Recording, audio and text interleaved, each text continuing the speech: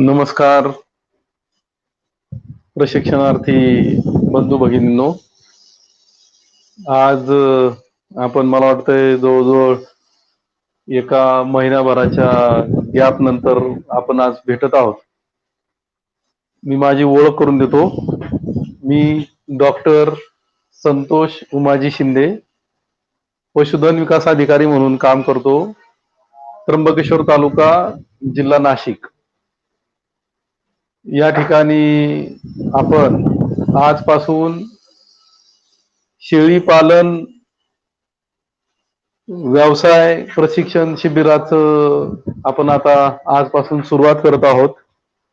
तर सुरुवातीलाच मी आपल्याला हे सांगू इच्छितो की हे जे प्रशिक्षणाचा हा जो कार्यक्रम आहे, हा कार्यक्रम कृषी प्रसार फाउंडेशन नाशिक व पशुसंवर्धन विभाग नाशिक यांच्या संयुक्त विद्यमाने आपण हा उपक्रम राबवत आहोत. शेळी पालन व्यवसाय मागच्या मला वाटतं एक साधारण महिनाभरापूर्वी आपण ब्रॉयलर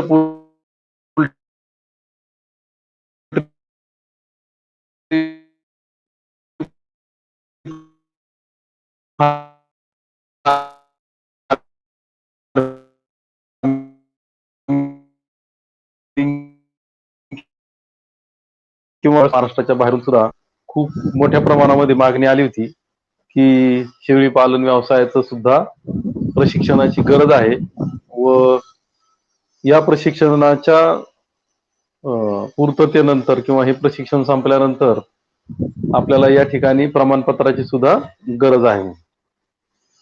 तो दिवस उजडला आणि आजपासून आपलं हे जे काही प्रशिक्षणाचं सत्र आहे ते आपण आता चालू करत आहोत. साधारण आठवडाभराचा हा आपला कार्यक्रम आपण ठेवलेला आहे. रोज सकाळी 10 वाजता आपण भेटणार आहोत. 10 वाजता, कारण 1 तास, सव्वा तास, पाऊण तास पर्यंत आपलं या ठिकाणी चर्चा होणार आहे शेळी पालन व्यवसायाच्या संदर्भामध्ये. तर अगदी सुरुवातीला पहिल्या सेशन मध्ये ज्यावेळेस खूप चांगल्या प्रकारे लॉकडाऊन चालू होतं, कोरोना ही जी काही महामारी आपल्या पूर्ण मानव जातीवरती आलेली आहे किंवा तिचं तीव्र स्वरूप ज्या काळामध्ये होतं त्या काळात सुद्धा आपण कृषी प्रसार फाउंडेशनच्या मदतीने एकमेकांना भेटत आहोत. अगदी सुरुवातीच्याच पहिल्या सेमिनार मध्ये मला चांगलं आठवतं की कुठलाही व्यवसाय आपल्याला ज्यावेळेस करायचा आहे, अगदी कोणताही व्यवसाय, तर तो व्यवसाय करत असताना आपण साधारण मी कोणत्या काळामध्ये या व्यवसायामध्ये उतरायला पाहिजे असा आपण एक चांगला काळ शोधत असतो, जेणेकरून आपल्याला त्या व्यवसायाची सुरुवात किंवा पुढे आपल्याला याच्यामध्ये जाण्यासाठी वातावरण चांगलं असायला मदत होणार आहे. तर मला तुम्हाला सांगायला आवडेल की हे जे काही संकट आपल्या मानव जातीवरती सध्या आलेलं आहे किंवा आपल्या समोर उभा आहे, तर या संकटामध्ये सुद्धा आपण काही चांगल्या संधी शोधण्याचा आपण प्रयत्न करूयात. संधी याच्यासाठी म्हणेल की निसर्गाने या संकटावरती मात करण्यासाठी काही नियम घालून दिलेले आहेत. त्या नियमांचा जर आपण अभ्यास केला तर त्याच्यामध्ये आपल्याला या पशुसंवर्धनाच्या ज्या ऍक्टिव्हिटी आहेत, उदाहरणार्थ शेळी पालन व्यवसाय आहे, उदाहरणार्थ पोल्ट्री फार्मिंगचा व्यवसाय आहे, उदाहरणार्थ डेअरी फार्मिंगचा व्यवसाय आहे, उदाहरणार्थ आपण फिशरीच्या रिलेटेड सुद्धा या ठिकाणी बोलू शकतो की हे जे काही संकट आहे या संकटामध्ये आपल्याला या व्यवसायांमध्ये उतरण्यासाठी एक चांगली संधी निर्माण झालेली आहे. हे मी याच्यावरून म्हणत आहे की अभ्यासाअंती आपल्याला असं एक दिसून आलेलं आहे की आपण जे जेवण करतो किंवा आपण जो ब्रेकफास्ट घेतो, साधारण आपण दिवसातून 2-3 किंवा 4 वेळा तरी काही ना काही खात असतो. तर या खाण्यामध्ये असं एक आपल्याला समजून आलेलं आहे, अशा एक गोष्टींची आपल्याला माहिती मिळालेली आहे, की आपल्या जेवणामध्ये प्रथिनांचं प्रमाण जर आपण चांगलं किंवा जास्त ठेवण्याचा प्रयत्न केला, तर प्रथिनं, आपण इंग्लिशमध्ये त्याला प्रोटीन्स असे म्हणतो, तर आपण जो आहार घेणार आहे, त्या आहारामध्ये या प्रथिनांचं प्रमाण वाढल्यामुळं या आजाराच्या विरुद्ध लढण्यासाठी जी नैसर्गिक प्रतिकार शक्ती आपल्याला आपल्या शरीरामध्ये निर्माण करायची आहे, त्यासाठी आपल्याला एक चांगली मदत मिळताना दिसत आहे, नैसर्गिक प्रतिकार शक्ती. बघा, प्रतिकार शक्ती हे काय आहे, तर जो कोणता आजार आपल्या शरीरामध्ये येतो, त्या आजाराच्या संपूर्ण तो आजार आपल्या शरीरामधला संपवण्यासाठी म्हणा, किंवा त्या आजाराच्या विरुद्ध लढण्यासाठी आपल्याला जी यंत्रणा आपल्या शरीरामध्ये काम करत असते, त्या यंत्रणेला आपण प्रतिकार शक्ती असे आपण म्हणू शकतो. आता हे अगदी वरवरचा आणि साध्यापणाने हा विषय मी आपल्यापर्यंत मांडण्याचा या ठिकाणी प्रयत्न करत आहे. तसा हा विषय खूप मोठा आहे. प्रतिकार शक्ती म्हणजे डिफेन्स मेकॅनिझम. अगदी किती पण जरी आपण याच्यावरती अभ्यास करत राहिलो तरी तो कमीच पडणार आहे. पण संकटामध्ये संधी, तर पशुसंवर्धनाच्या ऍक्टिव्हिटीच्या बद्दल आपण बोललो, की ह्या ज्या काही 4-5 प्रकारच्या ऍक्टिव्हिटी आहेत, गोट फार्मिंग, शेळी पालन व्यवसाय, पोल्ट्री फार्मिंग किंवा डेअरी फार्मिंग, किंवा त्याच्यापासून निर्माण होणारे वेगवेगळे प्रोडक्ट, इव्हन फिशरी सुद्धा. तर ह्या सगळ्यांचा जर आपण अभ्यास केला, तर हे पदार्थ जे निर्माण होतात पशुसंवर्धनाच्या ऍक्टिव्हिटी मधनं, हे आपण ज्यावेळेस खातो त्यावेळेस आपल्याला प्रथिनांचा जो सप्लाय आहे किंवा जो पुरवठा आहे, तो अतिशय चांगल्या प्रकारे प्रोटीन रिच डाएट म्हणून या सगळ्या गोष्टींकडे आपण बघतो.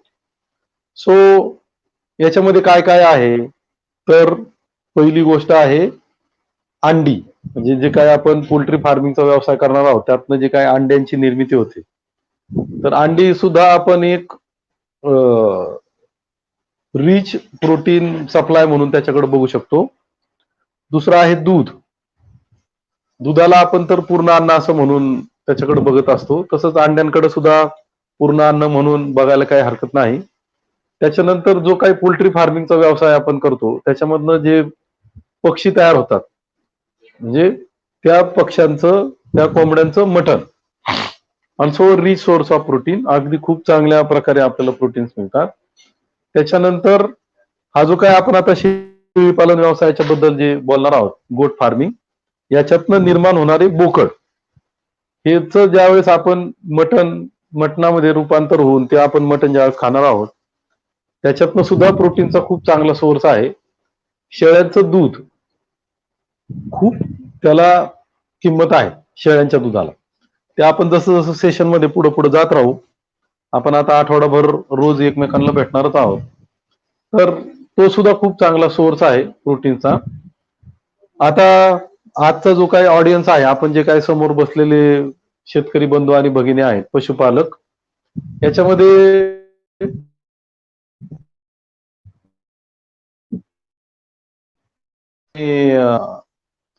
आजच्या या कृषी प्रसार फाउंडेशनच्या वेगवेगळ्या सेशनच्या माध्यमातून पोहोचत आहोत. तर महाराष्ट्राचा जर आपण अभ्यास केला, तर या ठिकाणी जे आपण प्रथिनयुक्त आहार याच्या बाबतीत जे बोलतो, म्हणजे जे काय आपण मटण खाणार आहोत किंवा चिकन खाणार आहोत किंवा दूध घेणार आहोत किंवा अंडी खाणार आहोत, तर याचा जर सोर्स पाहिला तर ह्याच गोष्टी आपल्याला दिसतील. आयदर दुधाच्या बाबतीत गाय आहे, म्हैस आहे आणि शेळी आहे, किंवा काही ठिकाणी मेंढराचं दूध सुद्धा आपण वापरतो. अंड्यांच्या बाबतीत जर बोलायला गेलो, तर काही विदेशी वंशाच्या काही कोंबड्या आहेत आणि काही आपल्या भारतीय वंशाच्या काही कोंबड्या आहेत. त्याच्यानंतर शेळ्यांच्या बाबतीत बोलायला गेलो, तर आपल्या काही महाराष्ट्रातल्या काही शेळ्यांच्या जाती आहेत ज्यांच्याबरोबर आपण काम करू शकतो, किंवा काही आपल्या अन्य राज्यांमधील काही शेळ्या आहेत त्यांच्याबरोबर सुद्धा आपण काम करू शकतो. म्हणजे मटण ज्यावेळेस असा शब्द येतो, तर हे मटण मला ज्याच्या माध्यमातून मिळणार आहे ते माध्यम कोणते कोणते आहेत, तर कोंबडी आहे, शेळी आहे म्हणजे तिचा बोकड, आणि मेंढरू आहे. म्हणजे पुण्याचा आणि तिकडचा काही भाग आपण जर पाहिला तर बोलाई नावाचं एक आपलं दैवत आहे, ज्यांचं बोलाई, ज्यांच्या परिवारामध्ये ज्यांचं काही या देवाशी काही त्यांचं हे आलेले आहेत, रिलेशन्स आलेले आहेत, तर त्यांना फक्त मेंढराचंच मटण त्यांनी खावं असं एक लिहिलेलं आहे, विधिलिखित आहे. हेच जर आपण समजा आपल्या देशामधील काही राज्यांचा अभ्यास केला, उदाहरणार्थ वेस्ट बेंगॉल, पश्चिम बंगालचा जो भाग आहे, म्हणजे कलकत्ता आणि आजूबाजूचा ओरिसा, सेव्हन सिस्टर्स मधले काही राज्य, तर तिथं अगदी वेगवेगळे पदार्थांचा आपण या मटणासाठी म्हणून वापर करतो. अगदी त्याच्यामध्ये मांजर आहे, कुत्रा आहे, है ना. काही ठिकाणी डुकराचं मटण खाण्यामध्ये सुद्धा प्रेफरन्स दिला जातो. तर आपल्या महाराष्ट्र राज्यापुरता अभ्यास करत असताना आजचा जो आपला विषय आहे गोट फार्मिंग, याच्यातून तयार होणारा जो प्रोडक्ट आहे म्हणजे बोकड आणि त्याचं मटण, शेळी आणि तिचं दूध, किंवा ह्याच्यापासून मिळणारं लेंडी आणि त्याचं खत, तर याची डिमांड मार्केटमध्ये खूप मोठ्या प्रमाणामध्ये आहे. मी आपल्याला हे सांगितलं की प्रथिनयुक्त आहाराची सध्या गरज आहे. कशासाठी? तर या आजारावर मात करण्यासाठी, कोविड-19. ओके. तर प्रथिनांचा सप्लाय हा दोन प्रकारे आपल्याला या ठिकाणी दिसून येतो. एक आहे प्लांट ओरिजिन प्रोटीन, म्हणजे जे काय आपण वनस्पतीजन्य पदार्थ खातो त्याच्यातनं येणारं जे काही प्रथिन आहेत ते आहेत, आणि दुसरं आहे ॲनिमल ओरिजिन म्हणजे प्राणीजन्य प्रोटीन्स. सो वनस्पतीजन्य प्रोटीन्स बद्दल आपलं काही तसं आपण बोलू किंवा एवढं जास्त आपण बोलणार नाही, पण ॲनिमल ओरिजिन प्रोटीन बद्दल जर बोलायचं म्हणलं, आणि मी ज्यावेळेस मटण खातो, मी ज्यावेळेस अंडी खातो, मी ज्यावेळेस दूध पितो, त्यावेळेस माझी सायकोलॉजी किंवा असं अगदी क्लिअर कट मला माहिती असतं की यस, मला काही प्रमाणामध्ये प्रोटीन्स हे मिळालेलेच आहेत. तिथं कुठल्याही प्रकारचा डाऊट राहत नाही. म्हणजे काय, तर आपण जेवण करत असताना किंवा जेवण झाल्यानंतर किंवा जेवणाच्या अगोदर एक पॉझिटिव्ह एनर्जी आपल्या शरीरामध्ये तयार होते, आणि तीच positive energy already, yes there are proteins, yes तिथं प्रथिनं आहेतच, आणि तीच पॉझिटिव्ह एनर्जी जी आहे, तीच पॉझिटिव्ह एनर्जी मला या कोविड-19 याच्या बरोबर लढण्यासाठी सुद्धा मदत करते. थोडं विषयांतर होईल 2 मिनिटात, पण शासनाचा प्रतिनिधी म्हणून हे पण आपल्याला थोडं सांगायला काही हरकत नाही की कोविड-19च्या विरोधात ज्यावेळेस आपण आपल्या स्वतःला आपण वाचवण्याचा प्रयत्न करत आहोत, किंवा आपल्या जो काही आपलं कुटुंब आहे, किंवा आपलं जे गाव पातळीवरचं कुटुंब आहे, किंवा आपण जिल्ह्याचा विषय घेऊ, किंवा आपल्या राज्याचा विषय घेऊ, किंवा आपल्या देशाचा विषय घेऊ, तर काही छोटे छोटे नियम आहेत. त्या नियमामध्ये मी अगदी सबमिशन असं करतो की आपण ना याला घाबरलं नाही पाहिजे. कोरोनाला घाबरायचं नाही. इवन मी असं पण म्हणतो की आपण चिडू सुद्धा नाही, चिडायचं नाही, किंवा खूप असा कोरोनाच्या बद्दल, त्या आजाराबद्दल खूप जास्त आपण विचार करण्याची सुद्धा गरज नाही. ह्या सगळ्या गोष्टी ज्यावेळेस आपण करण्याचा प्रयत्न करू की अरे यार, आता तो माझ्या घरामध्येच पेशंट आला, हू ever he may be, either माझे वडील आहेत, माझी आई आहे, है ना, माझा भाऊ आहे, माझी बहीण आहे, माझी मिसेस आहे, किंवा माझे लेकरं आहेत, तर आपण त्या कंडिशन मध्ये, किंवा अरे यार माझ्या शेजारीच नेमका आता कोरोनाचा पेशंट आला, मी काय करू, है ना, म्हणजे मी काय करू हा विचार ज्यावेळेस निर्माण येते, तर 2 फेज मध्ये आपण जातो. एक तर आपण चिडतो, मी सांगत होतो की बाहेर जाऊ नको, गेला तर थोडं मास्क वापरा किंवा सॅनिटायझरचा वापर करा, सोशल डिस्टन्सिंगचा वापर करा, पण ऐकलं नाही. आता घेऊन आला आजार कुठं, घरात. मी चिडलो, किंवा यार आता माझं काही खरं नाही, है ना, संपलं सगळं, घरातच आजार आला, किंवा अगदी माझ्या उमऱ्यापर्यंत, माझ्या शेजारपर्यंत आजार आला, मी घाबरलो. तर या कंडिशन मध्ये काय होतं ना, घाबरलो किंवा चिडलो किंवा खूप विचाराच्या ह्याच्यात घुसलो, तर आपल्या मेंदूमधून एक कॉर्टिकोस्टिरॉइड नावाचा एक स्राव सिक्रेट होतो. कॉर्टिकोस्टिरॉइड आहे एक वस्तू, लक्षात त्याच्यावर आपल्याला जास्त काही भाष्य करायचं नाही, पण आपण फक्त लक्षात ठेवा. सो कॉर्टिकोस्टिरॉइड ज्यावेळेस आपल्या शरीरामध्ये त्याची निर्मिती होते, तर इथं मेन इफेक्ट काय होतो की जो प्रतिकार शक्ती जी माझ्या शरीरामधली आहे ह्या वेगवेगळ्या आजारांच्या विरुद्ध लढणारी, ती प्रतिकार शक्तीची जी ताकद आहे ती ताकद या कॉर्टिकोस्टिरॉइड मुळे काय होते ना, कमी होते. अगदी सोप्या भाषेत, मी घाबरलो, मी चिडलो किंवा मी खूप विचार करायला लागलो, कोरोना कोरोना कोरोना, दुसरं मी काय विचारच करायला तयार नाही की मी काय आहे, मी काय करतो, मी काय काम करत होतो, है ना, मी माझ्या कुटुंबाची कशा प्रकारे काळजी घेत होतो, है ना, किंवा मी माझ्या स्वतःची कशी काळजी करत होतो, ते सगळं बाजूला. फक्त कोरोना, कोविड-19 पहिली एक फेज आपल्या देशामधून निघून गेली किंवा जात आहे. आता दुसरी फेज निर्माण होणार आहे. हिवाळा येणार आहे, विंटर येणार आहे. मग असं होणार, मग असं होणार, मग असं होणार, आहे ना. सो या फेज मधनं ज्यावेळेस मी ह्या सायकल मधनं मी ज्यावेळेस जाणार आहे, तर तो कॉर्टिकोस्टिरॉइड सिक्रेट होणार आहे, माझ्या शरीरामध्ये निर्माण होणार आहेत आणि त्याचा मेन जो निगेटिव्ह प्रेशर आहे तो माझ्या बॉडी डिफेन्स मेकॅनिझम वरती जाणार आहे, म्हणजे ते वीक होणार आहे आणि घेणं न देणं मला इन केस आपल्या शरीरामध्ये तो आजार आहे किंवा मला येण्याची शक्यता आहे, तर मी माझं ग्राउंड तयार करतो की कोरोना भाऊ, कोरोना दादा या आणि आता मला तुम्ही काय करा, आजारी करा, लाईक दॅट. म्हणून घाबरू नका, चिडू नका, खूप या कोरोनाच्या बद्दल विचार करण्याची अजिबात गरज नाही. आणि यस, जेवण प्रोटीन रिच डाएट घेण्याचा प्रयत्न करा आणि प्रोटीन रिच डाएट घेण्यासाठी आपल्याकडे काय आहे, तर आपल्याकडे कोंबडीचं मटण आहे, आपल्याकडे त्याच कोंबडीचे अंडे आहेत, आपल्याकडे दूध आहे, आपल्याकडं शेळ्या आहेत, त्याच्यापासून निर्माण झालेला बोकड आहे, त्या बोकडाचं मटण आहे, आपल्या शेळीचं दूध आहे, मेंढरं आहे त्यांचं पण दूध आहे, त्यांचं पण मटण आहे, माशा आहेत. मस्त खा, मस्त खा म्हणजे काय, छान आनंदी मनाने आपण त्या सगळ्या गोष्टींचा आस्वाद घेणं गरजेचं आहे. आणि जे माळकरी आहेत म्हणजे जे खात नाही त्यांनी जे काही प्लांट ओरिजिन प्रोटीन्स आहेत त्याचा आस्वाद घ्या, चांगलं छान जेवा. जेवणावरती आपण थोडं या जे काय आपण म्हणू मानवावर संकट आलेलं आहे, मानव जातीवर संकट आलेलं आहे, तर जेवण ही पण एक गोष्ट अशी आहे की ती सुद्धा आपल्याला ह्या सगळ्या गोष्टींपासून वाचवायला मदत करणार आहे. शिवाय महत्वाचं सोशल डिस्टन्सिंग, काही जाण्याची गरज नाही जिथं गर्दी आहे, कशासाठी जायचं ना. ओके. मास्क, मी पण आज मास्क वापरणं गरजेचं होतं, पण आवाज कदाचित तुमच्यापर्यंत पोहोचला नसता म्हणून मी मास्क काढून ठेवलेला आहे. आणि सॅनिटायझर, मास्क अगदी साधा, जसं आपले माननीय पंतप्रधान सांगतात की साधा, बघा माननीय पंतप्रधान ज्यावेळेस आपल्याला वेगवेगळ्या माध्यमातून भेटतात तर अगदी साधा त्यांनी हे केलेलं आहे, बांधलेलं आहे तोंडाला आपल्याला मास्क. ओके. सो अगदी आपल्या घरात आपल्या खिशातला रुमाल सुद्धा आपण मास्क म्हणून वापरू शकतो.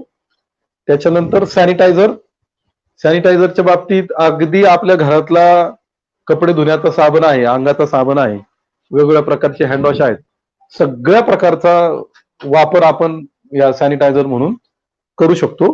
सो कोविड-19 काही असं आपण त्याच्यात प्रेशर येऊन घाबरण्याची अजिबातच काही आपल्याला गरज नाही. Prior to that social distancing, mask आणि सॅनिटायझर या सगळ्या गोष्टींचा आपण वापर करू. ओके. सो परत एकदा कृषी प्रसार फाउंडेशन आणि पशुसंवर्धन विभाग हा जो काय आपण सेशन आजपासून चालू करत आहोत, शेळी पालन व्यवसाय अतिशय महत्वाचा विषय आहे आणि हे जे काही सगळं ह्या व्यवसायामध्ये उतरायचं आहे, आपण आठवडाभर या ठिकाणी भेटणार आहोत. तर वेगवेगळे विषय आहेत, त्या विषयांची एक सूची आपण तयार करू, वेगवेगळ्या विषयांची. सो मी इथं लिहितो गोट फार्मिंग,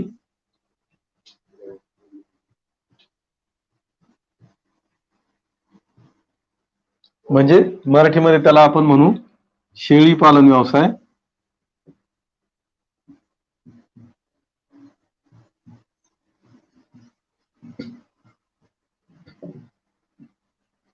शेळी पालन व्यवसाय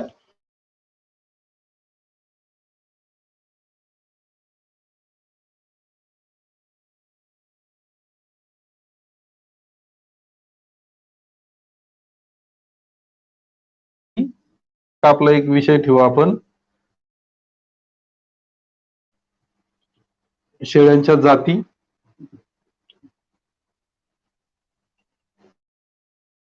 त्यांचा निवारा, म्हणजे त्यांना जे आपल्याला द्यायच्या आहे शेळ्या, आणि आपण तर त्यांना असं म्हणू शकत नाही की चला आता दिवस उजाडला, जा तुम्ही इकडं तिकडं, तुम्हाला देतो आणि संध्याकाळी परत या.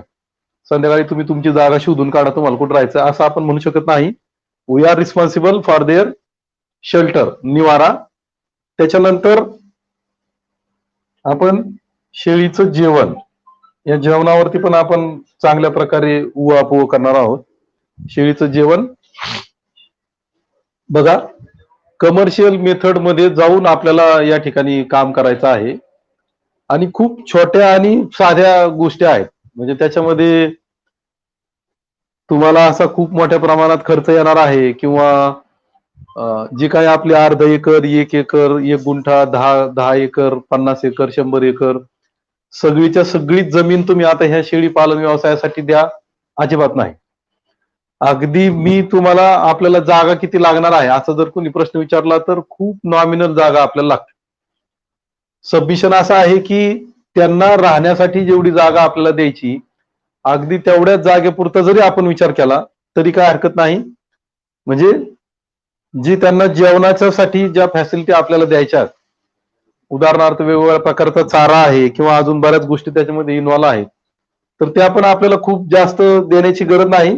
अगदी छोट्या स्पेसमध्ये, छोट्या जागेमध्ये सुद्धा आपण या व्यवसायाला सुरुवात करू शकतो. 3 नंबर पुढचा आपला विषय आहे आजार. आजार व लसीकरण.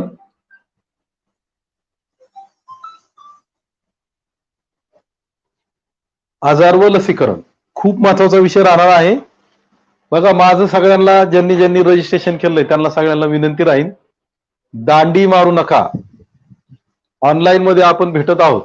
म्हणजे मी आज प्रवासामध्ये आहे. कृषी प्रसार फाउंडेशनच्या माध्यमातून जी पण आपल्याला लिंक मिळालेली आहे त्या लिंकवरती आपण कुठं पण जाऊ शकतो. अगदी माझाच मोबाईल असावा असं काही नाही. आपले मित्र परिवार आहे किंवा माझ्या घरातले काही सदस्य आहेत, त्यांनी आपण त्यांच्या मदतीने सुद्धा आपण आपली उपस्थिती ठेवू शकतो. उपस्थिती ठेवू शकतो ती महत्वाची आहे. त्याचं कारण की प्रत्येक सेशन, प्रत्येक दिवस संपल्यानंतर ड्युरिंग द सेशन काही शंका असतील तर आपण समोरासमोर या ठिकाणी त्या शंकेचं निरसन करण्याचा प्रयत्न करणार आहोत. गर्भधारणा.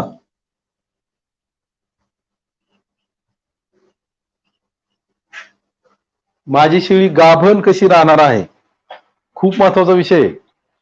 या गोष्टीने आपल्याला जर साथ दिली तर अगदी मी 1001% आपल्याला गॅरंटी देऊ शकतो, 1001% की माझा व्यवसाय हा फायद्यातच राहणार.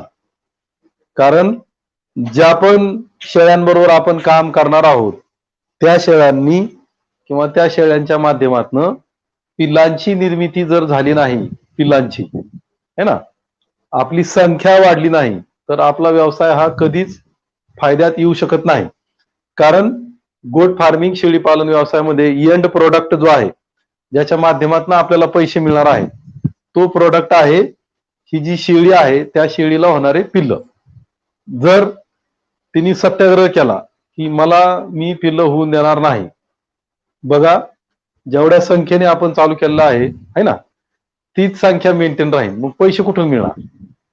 हे सगळं जे आपण करणार आहोत गोट फार्मिंग, हे फक्त एकाच कारणासाठी, ते म्हणजे आपल्याला काय मिळायला पाहिजे, पैसे मिळाले पाहिजे.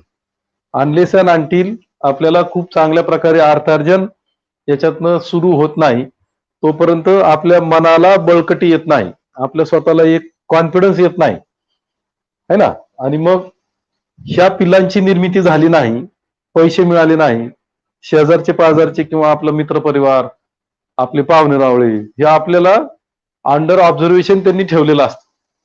त्यातले एखाद 2, 5, 10 असे असतात की त्यांनी ह्याच्यामध्ये उतरून प्रयत्न केलेला असतो व्यवसाय करण्याचा, पण त्यांनी 100 चुका केलेल्या असतात.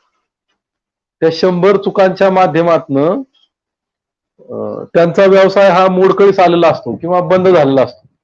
त्या चुका सांगणार नाहीत, पण ती एक वाक्य मात्र नक्की आपल्याला बोलून दाखवील की मी सांगत होतो याच्यामध्ये पडू नको. कशामध्ये? हे व्यवसायामध्ये ऐकलं नाही, गेले तुझे 2-5 लाख रुपये. ही ते बोलायला संधी शोधत असतात. ही संधी ते शोधत असताना ते आपल्याला हे सांगण्याचा प्रयत्न करत नाही की माझी चुकांची यादी एवढी मोठी आहे, तू त्या करू नको, तू सुद्धा ह्याच्यामध्ये फायदा देशील.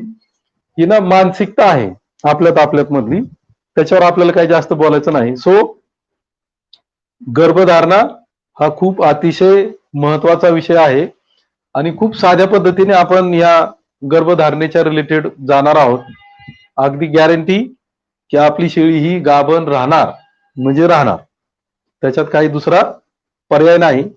त्याच्यानंतर पुढे आपण एक हा पण विषय मांडण्याचा प्रयत्न करू की व्यवसायाची संधी.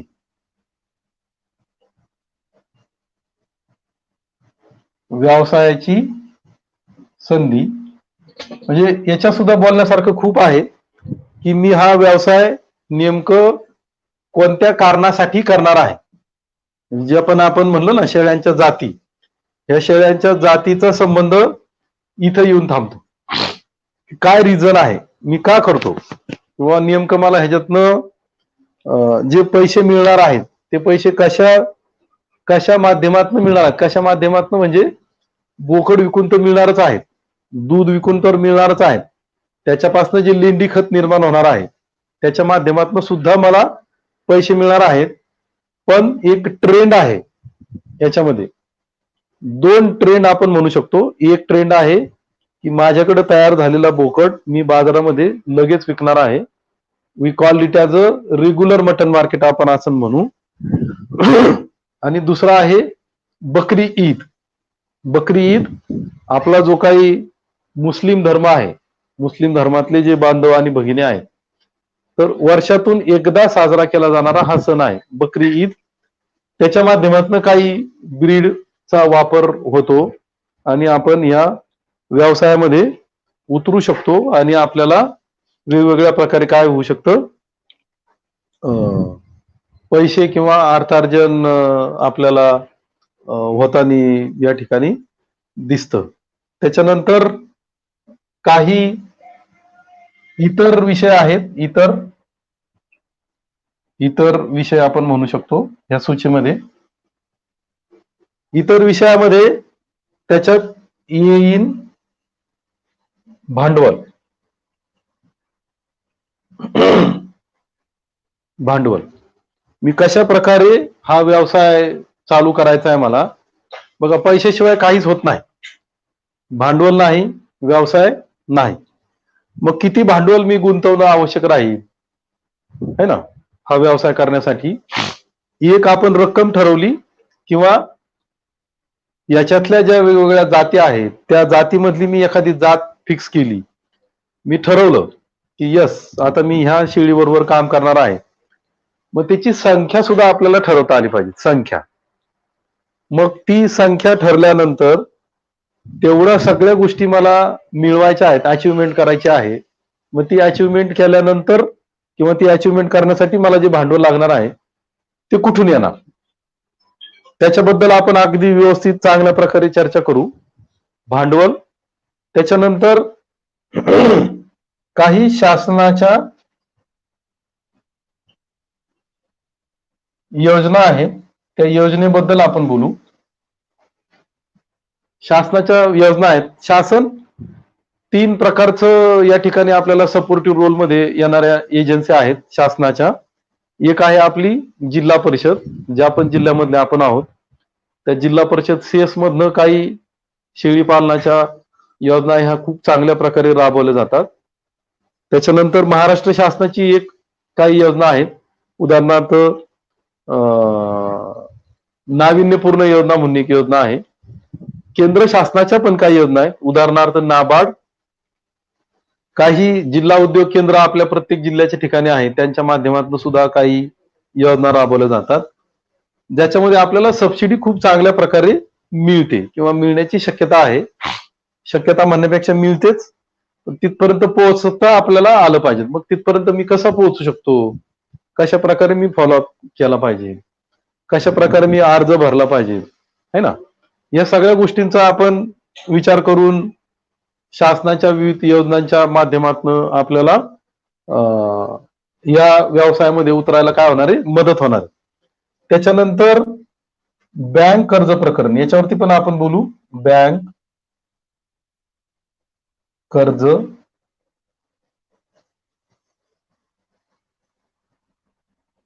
प्रकरण कसं करायचं, बँकेचं कर्ज म्हणजे प्रपोजल कसं बनवायचं आहे, कोणती बँक निवडायची ते सुद्धा महत्वाचं आहे. मला कोणत्या बँकेपर्यंत पोहोचणं आवश्यक आहे. बऱ्याच वेळा काय होतं की आपण कुठल्या ना कुठल्या, बऱ्याच वेळा म्हणजे आपलं गाव जे आहे ते कुठल्या ना कुठल्या तालुक्यामध्ये आहे. मग त्या तालुक्यामध्ये केंद्र सरकारच्या ज्या बँका आहेत, केंद्र सरकारच्या म्हणजे राष्ट्रीयकृत बँक असं आपण म्हणतो, या राष्ट्रीयकृत बँका वेगवेगळ्या प्रकारच्या आपल्या तालुक्यामध्ये वेगवेगळ्या ठिकाणी असतात. मग ह्या सगळ्याच बँका आपल्याला कर्ज देऊ शकतात का, तर त्याच्याबद्दल पण आपण चर्चा करू. ठराविक गावांसाठी ठराविक बँक ही शासनाने निवडलेली आहे. मग ती बँक कशी शोधायची, है ना, त्याच्याबद्दल पण आपल्याला चर्चा करता येईल. काय होतं, ह्या गोष्टीची आपल्याला माहिती नाही, त्याच्यामुळं आपण, मला दिलेली आहे एक बँक, पण मी प्रयत्न करतो दुसऱ्याच बँकेमध्ये, आणि तिथं पण कदाचित सांगितलं जात नाही की यार आम्ही तुमच्यासाठी नाही, तुमच्यासाठी ही दुसरी बँक आहे. मग तिथे जे काय आपले 8 दिवस 15 दिवस महिना 2 महिना वायाला जातात, है ना. त्याच्यानंतर बँक कर्ज प्रकरणाच्या माध्यमातून पण आपल्याला काही सबसिडी मिळतात, त्याच्याबद्दल पण आपण बोलू. आणि शेवटचा अजून विषय काही, जसं जसं आपण पुढे पुढे जाऊ तस तसे विषय आपल्यापर्यंत पोहोचणार आहेत की हा जो व्यवसाय आहे, व्यवसाय कोणता, शेळीपालन, याच्यामध्ये मला काय मिळवायचं आहे, सक्सेस. बरोबर स्पेलिंग आहे ना, SUCCESS, सक्सेस, है ना. तो मिळालाच पाहिजे. त्याच्यात कुठल्याही प्रकारचं कॉम्प्रोमाइज करायचं नाही, नो. मग भलं आपण एक 20-25 हजार रुपये भांडवलामध्ये करा, चालेल. भलं आपण 25 लाख रुपयाच्या भांडवलामध्ये करा, 1 कोटी रुपये गुंतवा, पण माझा व्यवसाय हा सक्सेस झालाच पाहिजे. दुसरं त्याच्यात कुठला शब्द आणायचा नाही. असं होईल, मग पाऊस येईल, है ना, मग गारांचा पाऊस येईल किंवा खूप ऊन पडल, अगदी सोसाट्याचा वारा वाईल, होऊ देत. निसर्ग आहे, निसर्गाच्या पद्धतीने काम करणार आहे. एखाद्या वेळेस बिबट्या, विदर्भाच्या बाबतीत तिकडचं जर आपले काही विद्यार्थी असतील तर तिथं ऍक्च्युअल वाघ पण आहे, येतो आपल्याला भेटायला, आहे की नाही.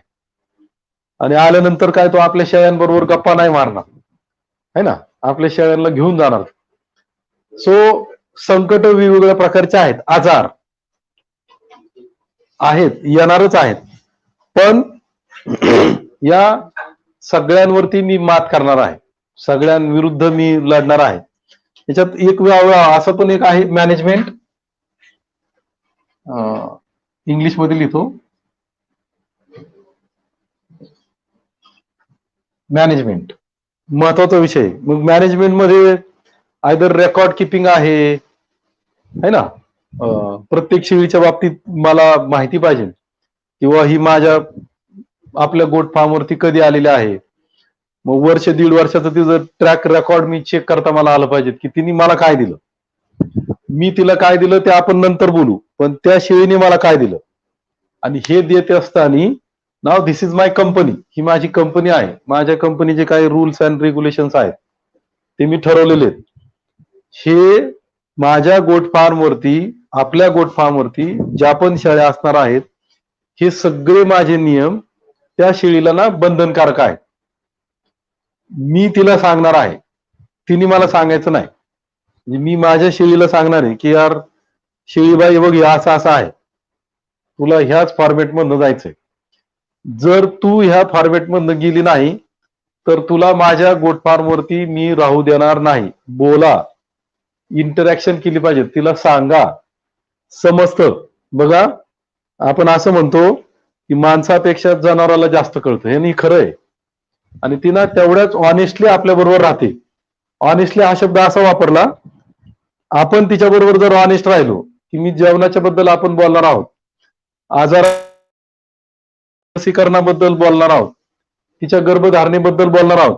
गर्भधारणा ऑनेस्टली ती आपल्याला मदत करणार आहे, अगदी पूर्ण क्षमतेने मदत करीन. पण कधी या गोष्टी जर आपण व्यवस्थित, आपल्याला इथं येणाऱ्या 5-6 सेशन मध्ये ज्या इन्स्ट्रक्शन्स मिळणार आहेत, यू फॉलो दॅट इन्स्ट्रक्शन, है ना. तर ते बरोबर, ही आपली ऑनेस्टी झाली की तिला मी जे देणार आहे ही आपली ऑनेस्टी.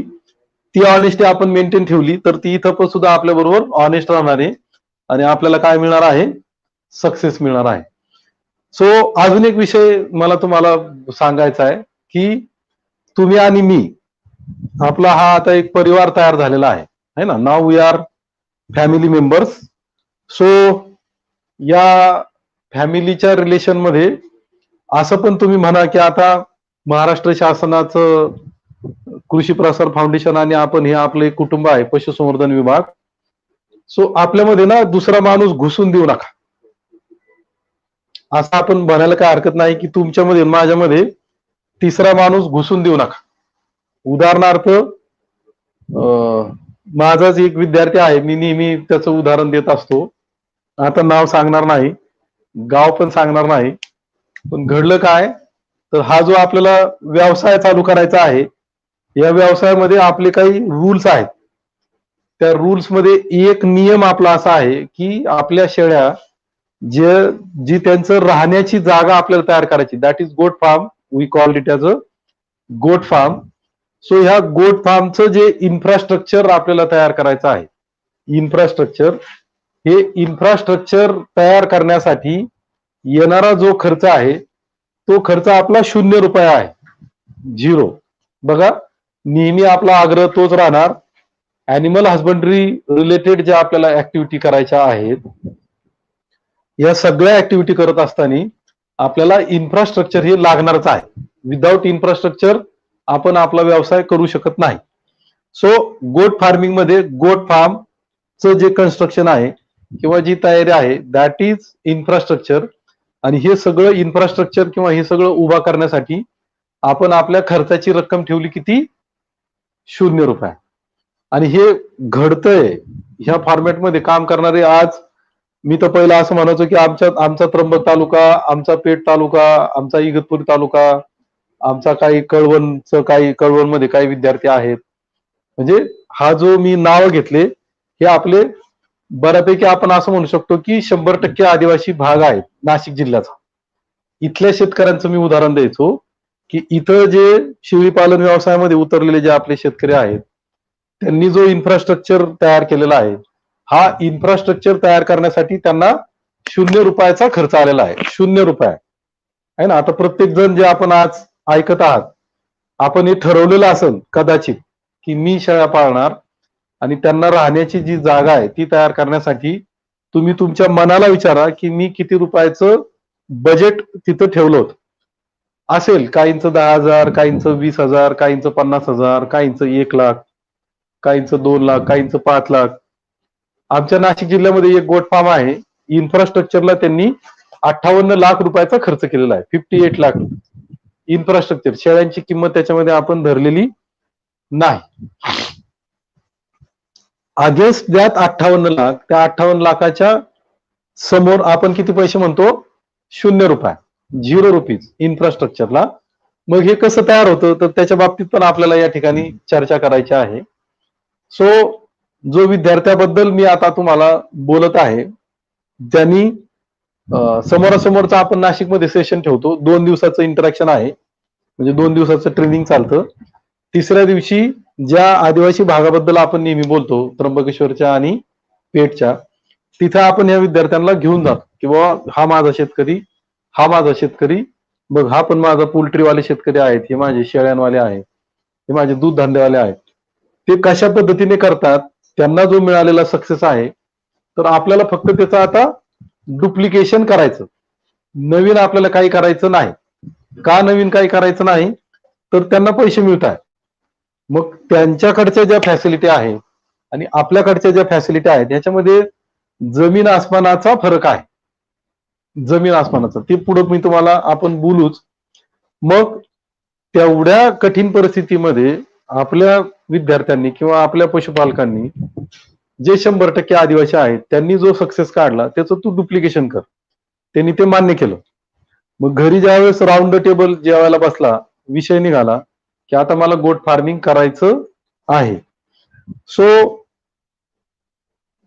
त्याच्या घरातनं काही इंटरॅक्शन आल्या. आता त्याचं जे फॅमिलीचं जे काही पूर्ण हे आहे, फॅमिली मधले मेंबर्स आहेत, त्या मेंबर्स मध्ये एक मेंबर असा आहे की ही इज डिसिजन मेकर. ते आहेत त्या आपल्या विद्यार्थ्याचे मामा.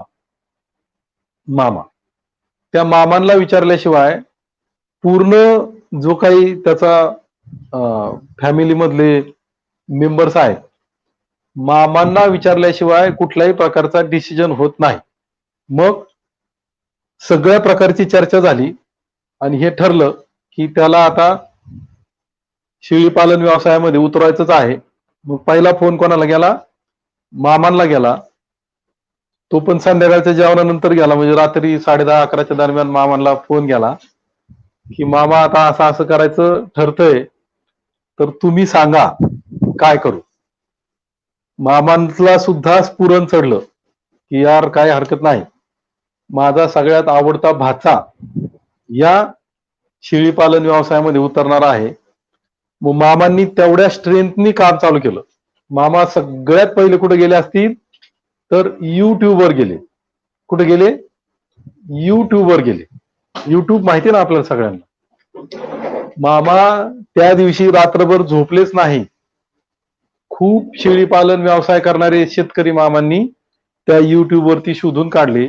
मामांनी एक चांगली गोष्ट ही पण केली की त्यांनी ना सगळ्या नोट्स काढल्या, लिहून काढलं वहीवर, ऍड्रेस घेतले, कोण कोणती शेळी कशी पाळतो हे खूप पाहिलं.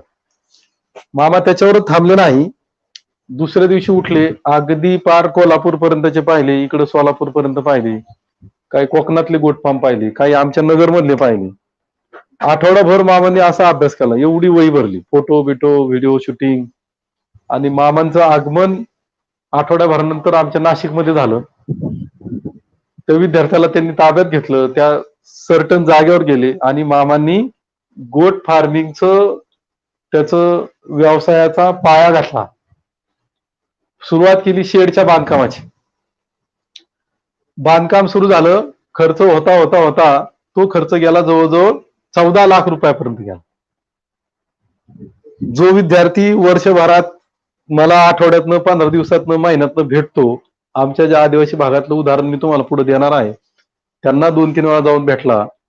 सगळं कन्फर्मेशन झालं की यस, इन्फ्रास्ट्रक्चरला मला खर्च करायचा नाही.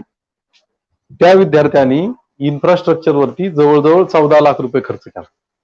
मला एक दिवस सकाळी सकाळी घ्यायला आला, म्हणे सर चला आपला गोट फार्म चालू झाला. 4 व्हीलर घेऊन आला. मग मी पण आम्ही गेलो, आपलं बघितलं.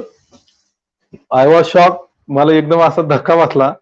जिथं आपण 0 रुपयाचं बोलतो, मी पण तुम्हाला तोच आग्रह धरणार आहे ना. त्यांनी 14 लाख रुपयाचा खर्च केला. मी म्हणलं यार हे एकदम 14 लाख रुपये.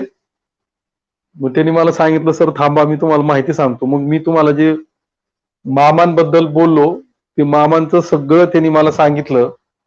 मी म्हणलं यार ठीक आहे, काय हरकत नाही. परत त्यांनी वरून सेंटेन्स काय वापरलं की सर तुम्ही माहिती एकदम चांगली देता, तुम्ही जे काही सगळं सांगता त्याच्यामुळे मी ह्या शेळी पालन व्यवसायात उतरत आहे. मी म्हटलं अरे तसं नाही, पण आपलं 0 रुपयाचं आहे, तू 14 लाख रुपये खर्च करून बसलास. म्हणलं हरकत नाही. मी त्याला प्रश्न एकच विचारला की त्याचं जे वाक्य आलं होतं की मामांच्या सांगण्याच्या बाहेर आम्ही कोणी जात नाही, त्यांचा शब्द आम्ही कधीच टाळत नाही, है ना. म्हणलं एकदम आवडलं मला. म्हणलं रिस्पेक्ट देणं गरजेचं आहे, द्यायला पण पाहिजेत. एक प्रश्न त्याला फक्त विचारला की म्हणलं यार या 14 लाख रुपयामध्ये म्हणलं मामांनी किती पैसे दिले.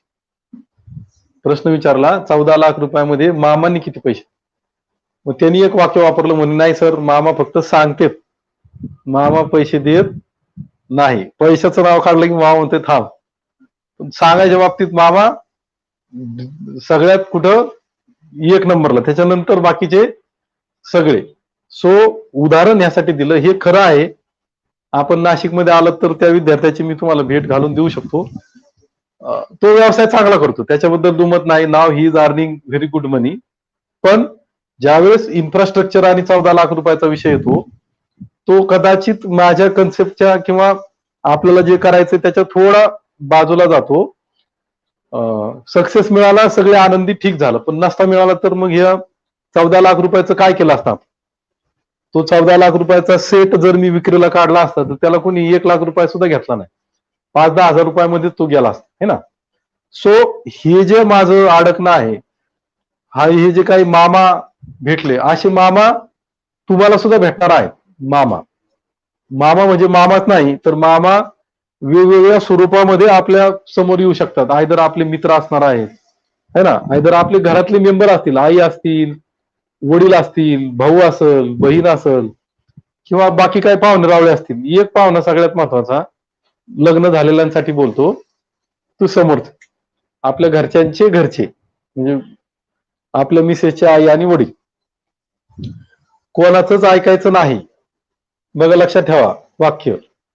जर आपण तुमच्यामध्ये आणि आमच्यामध्ये, म्हणजे माझ्यामध्ये किंवा आपल्या ह्या टीम मध्ये असे मामा जर घुसले तर कदाचित शेळीपालन व्यवसाय आणि हा जो सक्सेस हा शब्द लिहिलेला आहे याच्यात अडचण निर्माण होऊ शकते. काही पण सांगतात लोक, काही पण सांगतात, है ना. सो आयदर तो त्यांचा एक्सपिरियन्स बोलत असतो. काही माणसं तर मला असे पण भेटलेत युट्यूब वरती शेळीपालन व्यवसाय शिकलेले आहेत आणि ते आपल्याला माहिती सांगते, शेळी अशी उभा करा बरं का, है ना, शेळीला असं खायला द्या. आपण त्याला असं, मला 1, 2, 5, 10 माणसं भेटलेले, तुम्ही स्वतः केलाय का तर नाही म्हणते. मग कुठं पाहिला, युट्यूबवर पाहिला म्हणते, है ना. युट्यूबला आपण नाव ठेवणार नाही कारण ते त्यांच्या हातातला विषय नाही. आपण कोणी पण आपल्याला जे काय आपण ऍक्टिव्हिटी करतो त्या ऍक्टिव्हिटी आपण युट्यूबवरती आपण प्रेझेंट करू शकतो, ती गोष्ट वेगळी. पण अशा प्रकारे मध्ये कोणाला आपण घुसू द्यायचं नाही. मामा कसे मध्ये येतात आणि कसं आपल्या व्यवसायामध्ये आपल्याला वेगळ्या दिशेने घेऊन जातात त्याचं ज्वलंत उदाहरण आहे. ते उदाहरण मी आता शेअर पण केलेलं आहे. सो ह्या सगळ्या गोष्टींबद्दल आपल्याला रोज या ठिकाणी आठवडाभर भेटायचं आहे. तर आजचा आपला पहिला दिवस, आपण फक्त जे काही इनिशियल बॅकग्राऊंड आहे त्याच्याबद्दल आपण या ठिकाणी बोललेलो आहोत. तर रोजचा जो आपला भेटण्याचा कालावधी आहे तो पाऊण तास, 1 तास, सव्वा तासापर्यंतचा असणार आहे प्रत्येक विषयावरती. माझं एक सबमिशन पण असं आहे की हे जे काही डिस्कशन आहे ह्याच्यात जर आपल्याला काही नोट्स लिहिता आल्या तर लिहायला काही हरकत नाही. तुमचा जर तसा प्रश्न आला की स्पीड थोडा जास्त होतोय, थोडा आपण हळूहळू बोलणं आवश्यक राहील, मी बोर्डवर काही तुम्हाला लिहून पण देणार आहे. ते बघून जरी आपण त्या गोष्टी लिहित राहिले. आपण आता आजच्या सेशनच्या अगदी शेवटच्या ह्याच्यापर्यंत आलेलो आहोत. मला वाटतं किती वेळ झाला, 45 मिनिटं. इंट्रोडक्शन पर जे काय आपलं बोलणं झालं ते इंट्रोडक्शन देणं खूप गरजेचं होतं, कारण ह्या इंट्रोडक्शन मध्येच आपला कन्सेप्ट, आपण पुढे काय करणार आहोत त्याच्याबद्दल आपल्याला माहिती देण्याचा आता जो काही आपला मानस होता किंवा जो विचार होता तो देण्याचा एक प्रयत्न झालेला आहे. वही बनवा, त्याच्यामध्ये नोट्स काढून घ्या. मला एक हे पण सांगायला आवडेल, अमरावतीकडचा आपला एक विद्यार्थी आहे, त्यांनी हे सगळं ऐकून शेळी पालनावरती पुस्तक लिहिलेलं आहे, है ना. तो आता माग लागला की आपल्याला त्याचं प्रकाशन करायचं, त्याच्याच नावाने लिहिलं, चालतंय, काय हरकत नाही, है ना. सो कुठं ना कुठं आपल्याला एकमेकांच्या मदतीला उतरायचं आहे. अजून एक सबमिशन असं राहील, आपण ज्या पण गावांमधनं असणार आहोत त्या गावात आपल्या आजूबाजूचे, आपल्या क्लोज रिलेशन मधले किंवा पाहुण्या रावळ्यांमधले 5, 10, 15, 20 माणसं आपण एकत्र या, है ना. याच्यामुळे काय होईल, तर कुणी 2 शेळ्या घेतील, कुणी 3 घेतील, कुणी 4 घेतील, कुणी 10 घेतील. ज्याच्याकडे थोडं कॅपिटल भांडवल चांगलं आहे तो 50 घेईल, 100 घेईल. पण आपल्या गावामध्ये आपण जो कन्सेप्ट मांडत आहोत त्या कन्सेप्ट मध्ये काम करणाऱ्या शेतकऱ्यांची किंवा पशुपालकांची संख्या वाढली तर विक्रीला जो माल येणार आहे त्याची क्वांटिटी वाढते. आम्ही हा अनुभव घेऊन बघतो. आमच्या आदिवासी भागात जी काही गावं आहेत, काही गावांमध्ये 10 लोक आहेत, काही गावांमध्ये 15 लोक आहेत, काही गावांमध्ये 20 लोक आहेत, है ना. तर बोकड जे आपण म्हणतो माझं एंड प्रोडक्ट विक्रीचं त्याची संख्या दिसते आणि मग त्याचा परिणाम असा दिसतो की अगदी चांगला व्यापारी, चांगला ट्रेडर, चांगले घेणारी लोक आपल्यापर्यंत पोहोचतात. आणि विक्री व्यवस्थेमध्ये आपण एक नियम केलेला आहे की माझी विक्री जी आहे ती वजनावर मी करणार आहे. वजनावर वजन काटा आहे त्या वजनावरती बोकड टांगला जातो. त्याची पद्धत आहे ती पद्धत पण तुम्हाला पुढे आपण सांगू. आणि महाराष्ट्र शासन पशुसंवर्धन विभागाचा भाव तो आपला एक रोल मॉडेल म्हणून आपण भाव वापरतो आणि त्या भावामध्ये आणि त्या वजनामध्ये आपण आपला माल विकतो किंवा विकण्याचा प्रयत्न करतो. आणि मग जी इथं आपली होणारी जी फसवणूक आहे व्यापाऱ्याकडून किंवा जो समोरचा घेणार आहे ती फसवणूक आपण कमी करण्याचा प्रयत्न करतो वजनावरती. त्याच्यात कोणाला काही ऑब्जेक्शन राहत नाही. आता आपण विक्री व्यवस्थेमध्येच फक्त वजन काटा वापरतो का, तर नाही. आपण ज्यावेळेस आपला फाउंडेशन स्टॉक आपण विकत घेणार आहोत, ज्यावेळेस आपण काही घेणार आहोत त्यावेळेस सुद्धा आपण वजन काट्याचा वापर करतो आणि आपण काही विकणार आहोत त्यावेळेस सुद्धा आपण काय करतो, वजन काट्याचा वापर करतो. म्हणजे काय, तर ऑब्जेक्शन नाही. मग शेळ्यांची खरेदी कुठून करायची है ना. मग तिथून ती शेळी निघाल्यानंतर आपल्या घरापर्यंत ती कशी येणार आहे, आल्यानंतर ती आपल्याकडे कशी राहणार आहे, कशी आपण तिला पुढं पुढं पुढं पुढं घेऊन हा जो शेवटचा शब्द आहे सक्सेस त्याच्यापर्यंत आपण कसं पोहोचणार आहोत, हे सगळं अगदी व्यवस्थित साध्या पद्धतीने नीट अँड क्लीन आपलं डिस्कशन करण्याचा आपण प्रयत्न करू. माझ्या बरोबर अजून काही दुसरे पण या व्यवसाय म्हणजे याच्यामधले एक्सपर्ट आहेत ते पण येऊन आपल्याला भेटणार आहेत. या सेशन मध्ये आपण प्रयत्न हा पण करणार आहोत की याच्यात जे काही आमचे जे शेतकरी आहेत ज्यांना चांगला सक्सेस मिळालेला आहे त्यांना पण आपण इन्व्हाइट करण्याचा प्रयत्न करणार आहोत. किंवा एखादं सेशन त्यांच्या तिथं जाऊन जर करण्याचा प्रयत्न झाला, रेंजचा विषय येईल, मोबाईलला रेंज, तर तसं पण आपण काही करण्याचा प्रयत्न करू. तर शेळी पालन व्यवसाय आहे अतिशय चांगली संधी आहे. चांगली संधी इन द सेन्स हे जे काही कोविड-19चा जो काही संकट आहे त्या संकटामध्ये उतरताना आपल्याला ती मिळत आहे ते आपण नक्की घ्यायला पाहिजेत. मी व्यवसायात कधी उतरू तर त्याचं उत्तर राहील आज, आत्ता. कारण कोरोना अजून माझ्याबरोबर किती वर्ष राहणार आहे आपण हे सांगू शकत नाही. आहे व्हॅक्सिनचा प्रयत्न चालू, आलं तरी परत अजून हा जो काही आजार आहे हा स्वतःमध्ये पण काही प्रमाणात बदल करून घेऊन वेगवेगळ्या प्रकारे तो आपल्याबरोबर येतच राहणार आहे. पण आता हे मात्र सगळ्यांपर्यंत निरोप पोहोचलेला आहे की माझ्या जेवणामध्ये, माझ्या खाण्यामध्ये प्रथिनांचा समावेश मला करायचाच आहे. हा मेसेज सगळ्यांपर्यंत पोहोचला. मला वाटतं लॉकडाऊन आपण काहीतरी फेब्रुवारी मार्च मध्ये लॉकडाऊन केलं, म्हणजे कोरोनाचा विषय जो सुरू झाला आता कदाचित त्याला 6वं वर्ष होत आलं.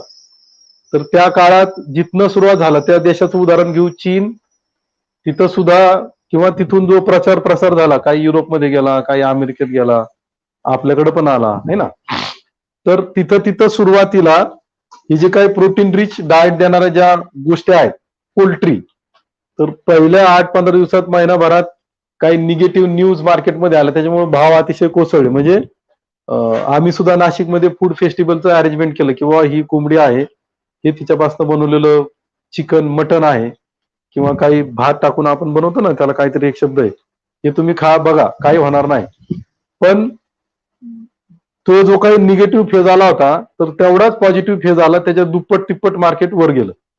मला वाटतं जिवंत बोकडचा रेट हा अगदी कोरोनाचं जे काही माहोल आहे तो माहोल तयार व्हायच्या अगोदर 229 रुपये किलो होता. जिवंतच म्हणतो मी, हा, मटन नाही. आजचा जिवंतचा भाव 360 रुपये किलो आहे. 360 370 रुपये जिवंत म्हणतो. ओके. सो पण 229 रुपयाचा ज्यावेळेस माझा भाव होता त्यावेळेस मला जो काही बोकड तयार करण्याची जी माझी प्रोसेस आहे 360 रुपयावरती 370 रुपयावरती भाव गेल्यामुळं त्या प्रोसेसमध्ये काही बदल झाला नाही. तो जो खातो तो तेच खातोय. त्याच्या खाद्याचे भाव काय वाढलेले नाही. They are stagnant. ते तसेच आहेत. मग काय झालं तर 229 म्हणजे 230 रुपये आणि 360 रुपये म्हणजे जवळजवळ मला वाटतं 150 रुपयाचा फरक झाला किलो माग आहे ना. So that is profit. आणि हा ना टिकून राहणार आहे. मी एक वाक्य वापरलं, कोरोना आपल्यापासून कधी निघून जाईल सांगू शकत नाही. मग याची डिमांड जी आहे ती डिमांड वाढत आहे पण तेवढं प्रोडक्शन नाही. तेवढं प्रोडक्शन नाही म्हणजे काय तर गर्भधारणेचा कालावधी हा 5 महिन्याचा आहे, 150 दिवस. मग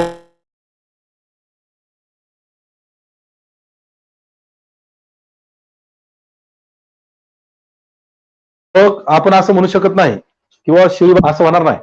नैसर्गिक सायकल आहे तिथं ठरलेलं आहे आपलं 150 दिवस म्हणजे 5 महिने ते ठरलेलं आहे.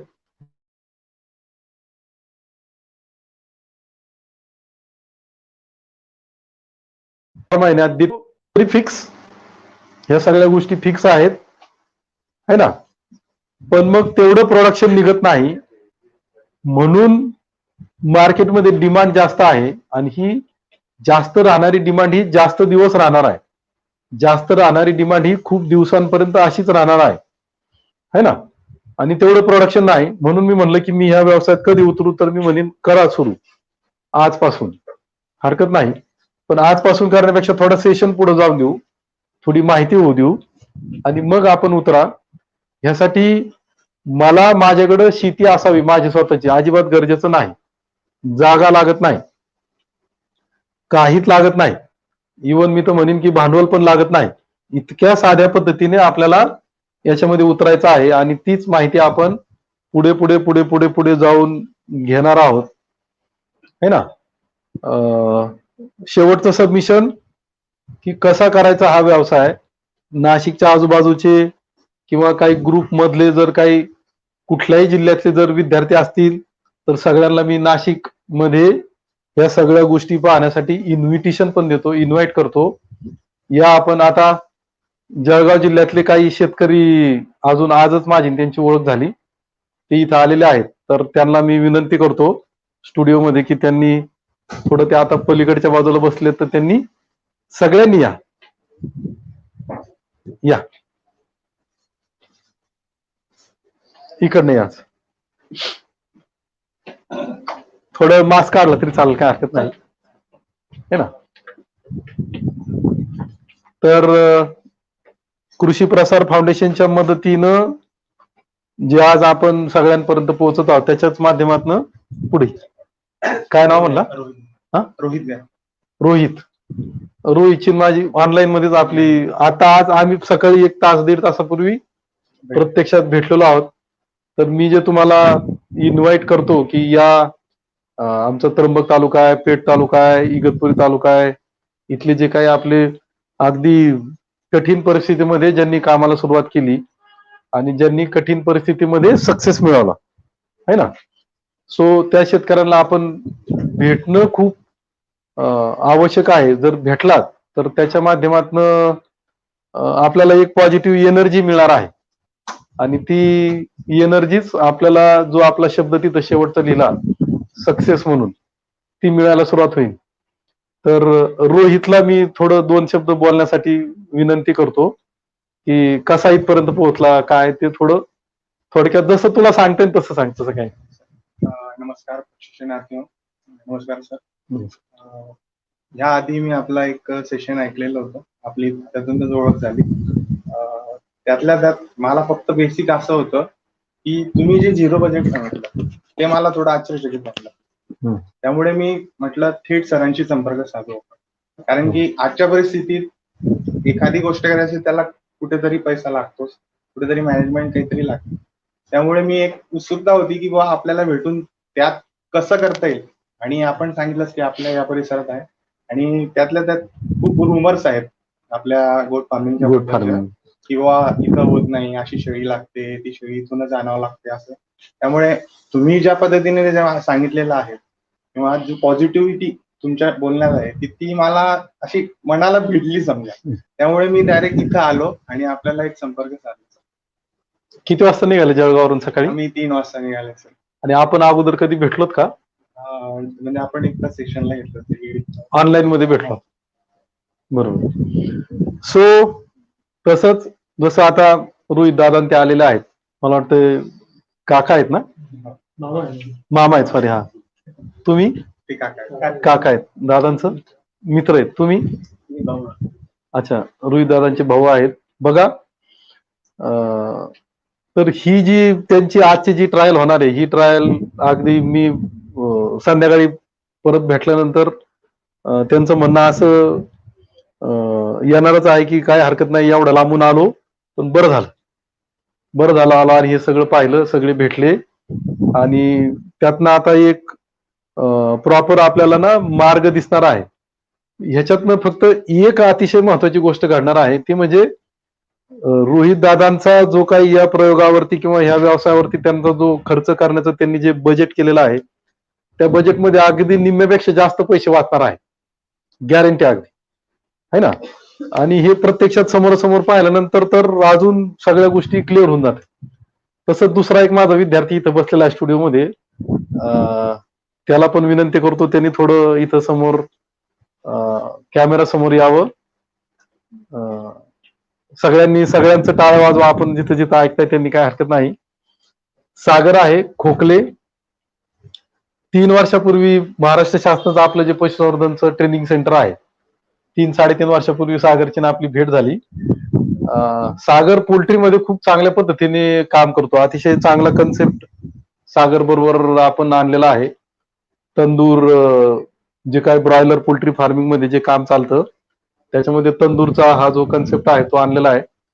आता हा शेळी पालनाचा सेशन असल्यामुळं पोल्ट्री बद्दल आपण जास्त काही बोलणार नाही, पण एक आला जस्ट आपलं समोरासमोर म्हणून फक्त ओळख करून दिली. तर याच्यामध्ये सुद्धा आपल्याला पोल्ट्रीचे जे काही वेगवेगळे कन्सेप्ट आहेत, म्हणजे आयदर मटणासाठी आहे, ब्रॉयलर आहे किंवा देशी कोंबड्यांच्या काही जाती आहेत, त्याच्यामध्ये अंडी उत्पादन आहे किंवा मटण उत्पादन आहे, त्याच्यामध्ये पण आपण वेगवेगळ्या प्रकारे चान्सेस आहेत, त्याच्यात पण आपण करू शकतो. आपण प्रयत्न करू सागरचा एक सेपरेट सेशन ठेवू. तंदूरचं त्याचं जे काही काम चालू आहे ते काम करण्याचं. सागरचं 22 वर्षाचं वय आहे, पण अतिशय चांगलं काम करतो. सो ह्या सक्सेस स्टोरी ज्या आहेत त्या सक्सेस स्टोरी पण आपल्यापर्यंत पोहोचणं खूप गरजेचं आहे, जेणेकरून आपल्याला पण हा जो काही मार्ग त्यांनी कसा स्वीकारला, कसा अवलंबला आणि कसे इथपर्यंत पोहोचले आणि सगळ्यात महत्वाचं कसं चांगल्या प्रकारे पैसे मिळत आहे, है ना. सो ह्या सगळ्या गोष्टी आपण हळूहळू बघत राहणार आहोत. कृषी प्रसारच्या सरांना पण विनंती करतो की त्यांनी पण यावं म्हणून पुढे. नमस्कार मित्रांनो. तर हेच ते आहेत, अजून टीम मेंबर आहेत. आणि मला सांगायला थोडंसं दुःख होतंय की जे पोल्ट्रीचे जे सर्टिफिकेट्स आहेत ते थोडेसे लेट होतात आहे, कारण की जो एम्प्लॉय त्याच्यावरती काम करत होता तो परवा एक्सपायर झाला अचानक. त्याच्यामुळे ऑफिसचा स्टाफ जो आहे तो फक्त 5% वरती आणला गेला. तर सर्वांना मी हीच विनंती करेन की थोडंसं आम्हाला पण सपोर्ट करा, आम्ही तुमच्यासाठीच काम करतोय, थोडासा वेळ द्या आणि लवकरच आम्ही ते डिस्पॅच करण्याचे प्रयत्न करू. तुम्ही पण येता? सो आपण भेटत जाऊ. रोजचा आपण सकाळी 10चा टाइम ठरवलेला आहे, 10 वाजताचा. सो 10 ते 11चा वेळ आपण प्रत्येकाने थोडा बाजूला काढा, आपण भेटू, बोलू आणि रोजच्या रोज काही प्रश्नांची उत्तरं पण आपण देण्याचा प्रयत्न करू. अडचणी असणारच आहेत आणि गोट फार्मिंगचे सेशन अगोदर झालेले आहेत, पण मग अजून त्याच्यामध्ये क्लॅरिटी येणं आवश्यक राहील, म्हणून आपण हे परत एकदा रिवाइज करतोय. आणि ह्याच्यात महत्वाचं असं आहे की प्रमाणपत्राचं वितरण आपण करणार आहोत. अजून एक महत्वाचा विषय की हे ना 100% मोफत आहे, म्हणजे कुठल्याही प्रकारची फी आम्ही, म्हणजे मी पशुसंवर्धन विभाग म्हणून किंवा कृषी प्रसार फाउंडेशन म्हणून कुणी कुठल्याही प्रकारचं पैसे घेण्याचा काही संबंध ठेवलेला नाही. 100% मोफत आहे. शेवटचं सबमिशन हे सगळं ऐकत असताना कदाचित काही शेतकरी असे असतात ना की ते एकदम साधे असतात. तर कदाचित आपल्याला एखादा माणूस असा येऊन भेटायला नको की मी तुझं रजिस्ट्रेशन करतो, तुला प्रमाणपत्र मिळवून देतो, मग दे मला फी, है ना, दे 50, द्या 100, द्या 500, द्या 1000, है ना. असं पण होण्याची शक्यता आहे. आमच्या नावावरती कृषी प्रसार फाउंडेशनच्या नावावरती कदाचित आपल्याला फी पण मागितली जाईल. पण ओपन फोरम आहे, सगळ्यांसमोर हेच सबमिशन आहे की असं जर कुठं आपल्याला दिसलं तर आपण ह्या गोष्टीला ना बळी पडू नका. कुठल्याही प्रकारचे ह्याच्यात चार्जेस नाहीत, पैसे नाहीत, काय नाही. एक महाराष्ट्र शासन पशुसंवर्धन विभाग आणि कृषी प्रसार फाउंडेशन प्रयत्न हाच आहे की शेळी पालन व्यवसायामध्ये उतरताना आपल्याला ज्या अडचणी येणार आहेत ते या प्रशिक्षणाच्या माध्यमातून आपण त्या दूर करण्याचा प्रयत्न करत आहोत, बाकी काहीच नाही. आणि एक प्रमाणपत्र ऑनलाईन मधलं आपण तयार केलेलं आहे, ते तुमच्यापर्यंत पोहोचणार आहे, ज्याचा वापर तुम्ही पर्सनल प्रगतीसाठी, ग्रोथसाठी, बँकेच्या व्यवहारासाठी आपण त्याच्यात नक्की करू शकता. तो कुणी आपल्याला भेटलं तर इथं डिस्प्लेला माझा पण नंबर आहे ना, आणि कृषी प्रसार फाउंडेशनचा पण नंबर आहे. उलट तुम्ही आमच्यापर्यंत पोहोचा, सांगा किंवा असा माणूस भेटला आणि तो आम्हाला ह्या प्रशिक्षणाच्या साठी भाग घेण्यासाठी आम्हाला फी लागत आहे असं तो म्हणत आहे. म्हणजे आम्हाला पण थोडं या गोष्टीतनं समजून येईल, कारण खूप मोठा एरिया आहे. अख्ख्या महाराष्ट्रभर किंवा महाराष्ट्राच्या बाहेरच्या राज्यातले पण काही शेतकरी आपल्याला जोडले गेलेत. MP आहे, राजस्थान आहे, है ना. सो याला आपण अजिबात बळी पडू नका. आपण नक्की भेटू. रोजचा 10चा टाइम आहे, है ना. मस्त आपण बोलू, मस्त तुम्ही पण ऐका, लिहून काढा. छान आपण या व्यवसायामध्ये उतरू आणि चांगले पैसे कमवण्याचा प्रयत्न करू, है ना. परत एकदा कृषी प्रसार फाउंडेशनचं खूप खूप आभार. तुम्ही जे समोर बसलेले आहेत तुमचे पण खूप आभार. सगळ्यात महत्वाचं हे जे काही 3 आणि 3 6 जण जे आलेत यांचे तर खूप मोठे आभार. बघा किती विश्वास, एवढा लांबचा प्रवास करून आले. मला पण सकाळी कसं तरी वाटलं. सगळ्यांचे आभार आणि आजचं सेशन आपण इथं थांबू. धन्यवाद. नमस्कार.